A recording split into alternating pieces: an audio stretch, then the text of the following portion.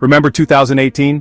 Bodak Yellow was topping the charts, people were flossing, and the Trump administration decided to wage a trade war. The weapon of choice? Tariffs. These taxes on imported goods were supposed to be a win for America, bring back jobs, protect American industries, make America great again. The idea was simple: make foreign goods more expensive so people would buy American-made products. Sounds good in theory, right? But what happens when prices go up and factories close? Turns out slapping tariffs on everything from steel to washing machines came with some, shall we say, unintended consequences. Prices went up, factories closed, farmers struggled to sell their crops as China, a major trading partner, retaliated with tariffs of their own.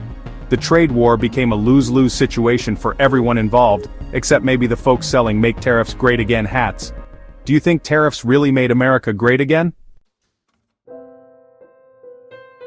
The human cost of these tariffs, that's not something you'll see on a spreadsheet.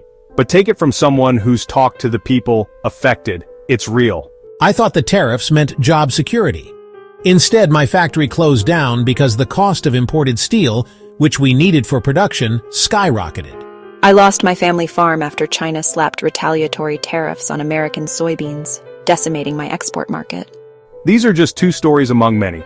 The tariffs rippled through the economy, leaving behind a trail of job losses, business closures, and financial hardship.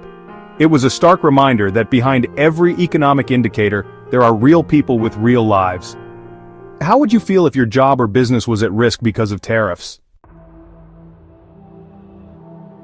Okay, time for some hard numbers. Economists estimate that the 2018 tariffs cost the U.S. economy billions of dollars. Consumer prices rose, eating into household budgets. Businesses faced higher costs, leading to layoffs and reduced investment.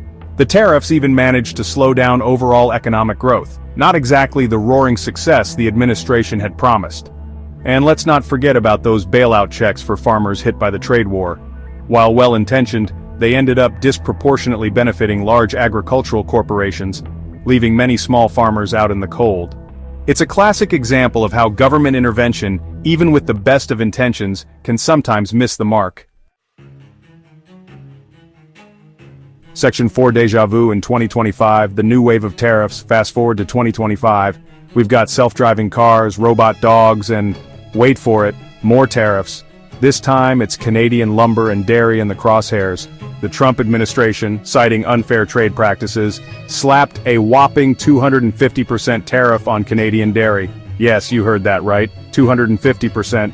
The response from Canada? Let's just say they weren't exactly thrilled. Experts are warning of another potential trade war with higher prices for consumers and retaliatory tariffs on American goods. It seems we haven't learned our lesson from the 2018 trade debacle. Or maybe, like a dog chasing its tail, we're doomed to repeat the same mistakes over and over again. Are we prepared to face another trade war? Section 5 Charting a better course toward inclusive economic policies. So, what's the alternative to this tariff madness? Experts suggest investing in things like education, infrastructure, and innovation. You know, the stuff that actually makes an economy competitive in the long run. Instead of picking fights with our trading partners, why not work together to create a more prosperous future for everyone? We need economic policies that benefit all Americans, not just a select few. Policies that create jobs, not trade wars. Policies that foster cooperation, not isolationism. It's time to ditch the tariffs and embrace a more sensible, sustainable approach to trade and economic growth. Because in the words of the great philosopher Drake, you only live once. That's the motto, N*A, YOLO. And we don't want to waste it on another pointless trade war. What kind of future do we want to build?